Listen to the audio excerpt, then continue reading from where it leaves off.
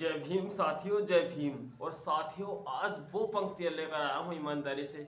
अगर आपने ये पंक्तियां सुन ली, वीडियो स्किप न किया, तो आप मुरीद हो जाएंगे बहन जी के, मुरीद हो जाएंगे बहुजन समाज के नेताओं के, और फिर इनको ठुकरा देंगे आप। ये जो मनुवादी हैं जिनको आप अपना समझ रहे हैं, मगर वो हमारे नेता नहीं, दुश्मन है, दुश्मन।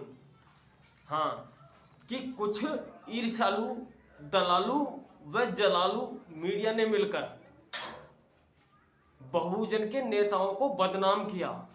यानी कुछ ये मनुवादी जो होते हैं, ईर्ष्यालु यानी जलने वाले, दलालू यानी पैसों में बिकने वाले, व जलालू यानी जलने वाले, ऐसे लोगों ने मिलकर, चंद लोगों ने मिलकर मीडिया में आके बहुजन के नेताओं को बदनाम करने का काम किया। कभी उंगली उठाई मायावती पर, तो कभी लालू को जेल में डाल दिया। यानी इन्होंने बहन जी को, जो बहन जी के साथ साथ बहुजन समाज के जितने नेता हैं, उनको सबको बदनाम करने का काम किया। उन पर सब पर घोटाले का आरोप लगाया, उन पर सब पर भ्रष्टाचार का आरोप लगाया। यानी इन्होंने ये सोचा, मनुवादियों ने, कि देश में ये लोग कल परसों तक तो हमारी गुलामी करते थे, जो बहुजन समाज के लोग हैं, एससी, एसटी और ओबीसी,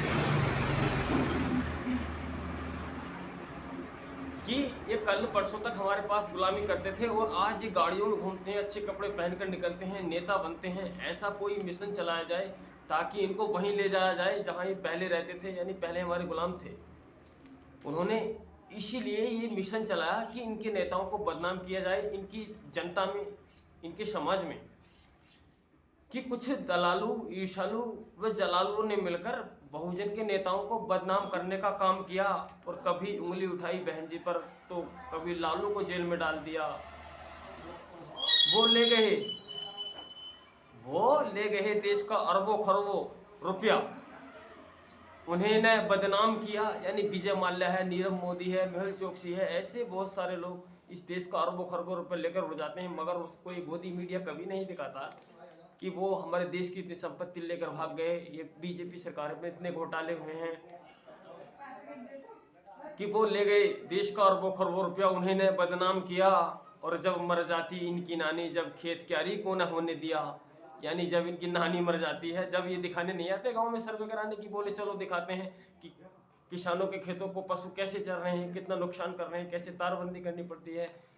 ये जानते हैं कि भारत के जो मूल निवासी हैं, जो बहुजन समाज है, जो अन्य को जातियों में बटा है, जो एससी, एसटी, ओबीसी है, यानी इनको बर्बाद कर दिया जाए, इनको फिर वहीं ले जाया जाए जहाँ ये पहले थे, हमारे जूती चप्पल साफ करते थे।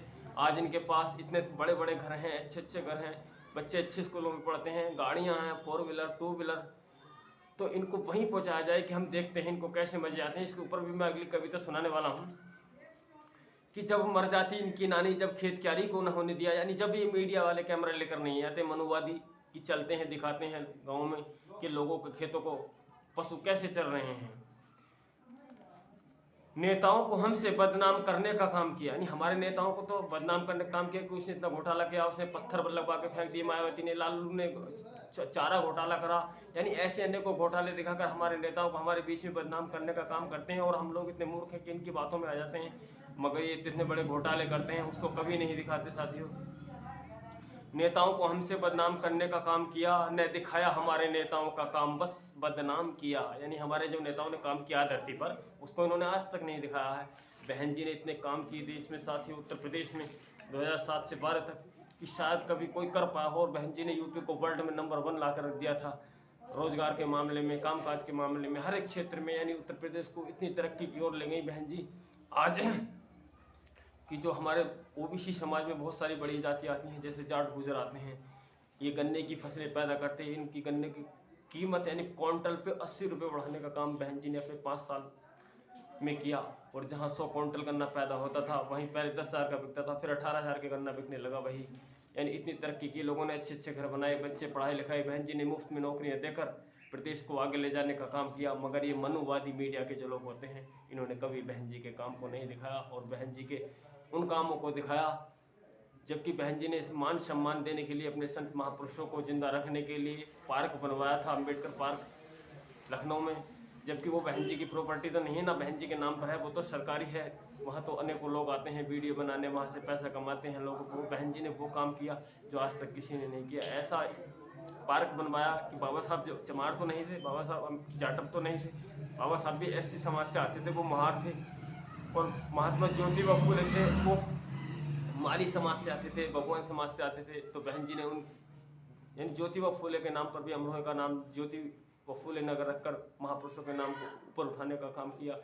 और उसके साथ साथ बहन जी ने भीमनगर जिला बनवाया तो उसको अखिलेश ने बदलकर फिर से संभल कर दिया। बहन जी ने ऐसे ही संत महापुरुषों के नाम अपने जो बहुजन समाज के SC ST OBC के उनको नाम उठाने की कोशिश की तो उसको अखिलेश ने चेंज कर दिया। अखिलेश की जो मति है वो उस पर भी मनुवादी का कब्जा है कि। और हाँ, मैं दूसरी जो कविता बता रहा था कि इनका सोच कहना क्या है कि इनके ऊपर मैं सुनाता हूँ जो BJP वाले कहते हैं और कांग्रेस वाले कि तुम हमें वोट दो, हम तुम्हारा शोषण करेंगे और आने दो सत्ता हमारी, फिर देखना कितने मरेंगे। समझ रहे आप? ये BJP वालों का कहना और कांग्रेस वालों का कहना है कि तुम हमें वोट दो, हम तुम्हारा शोषण करेंगे, यानी हमारी सरकार आएगी, हम तुम लोगों को बदनाम करेंगे, हम तुम्हारे खेतों खलिहानों को नहीं होने देंगे।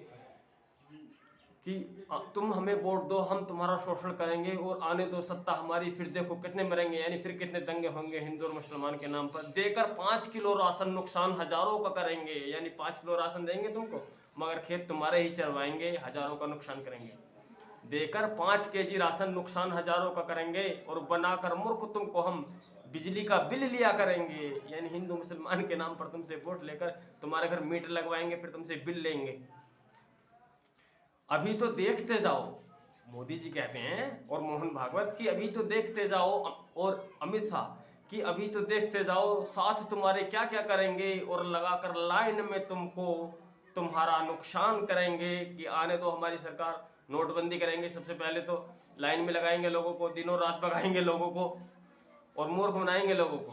कि अभी तो देखते जाओ, साथ तुम्हारे क्या क्या करेंगे और लाइन में लगाकर तुमको नुकसान तुम्हारा करेंगे और नौकरियां घटा देंगे तुम्हारी, परेशान तुमको करेंगे,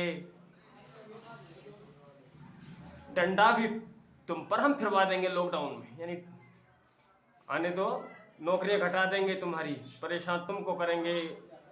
अगर मांगोगे हक तुम तो डंडा भी फिरवा दिया करेंगे। अगर तुम हक मांगोगे, आंदोलन करोगे, प्रदर्शन करोगे तो तुम पर डंडा पड़ेगा और तुमको गाड़ियों में ठूंस के पशुओं की तरह और थाने अदालत जहां तहां तुम्हें भगाया जाएगा और वहां तुम्हारे साथ बदसलूकी की जाएगी।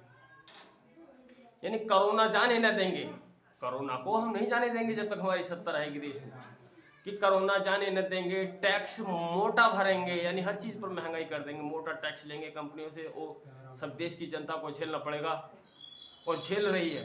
यानी कोरोना जाने न देंगे, टैक्स मोटा भरेंगे और तुम्हारी नाक में दम हम अभी तो और भी करेंगे, यानी तुम्हारी नाक में तो दम हम अभी और भी करेंगे। अभी देखते जाओ बस क्या क्या करेंगे हम आपके साथ। और 14 साल बाद, हाँ यानी 14 साल पहले साथियों मैंने ये कविता लिखी थी और अब जाके कहीं ये कविता YouTube पर जाने वाली है और आप सभी के बीच में। और ये मेरी पंक्तियां पसंद आई हैं तो कमेंट करके हौसला जरूर बढ़ाएं मेरा। और चैनल को, हाँ आपने भी सब्सक्राइब नहीं किया तो बिल्कुल अभी चैनल को सब्सक्राइब करें, ताकि हम आपको अच्छी अच्छी देश हित में, जनहित में कविताएं लेकर आते रहें और हमारा हौसला बढ़ता रहे। और साथियों उसके साथ साथ मैं चाहता हूँ कि हमारा PM आने वाला बहन कुमारी मायावती जी हों, क्योंकि बहन जी ने 2007 से लेकर 12 तक जो शासन दिया है वो बहुत अच्छा शासन दिया है, आज तक कोई शासन को नहीं दे पाया है। ये लाल वाले बटन में उंगली मार दी।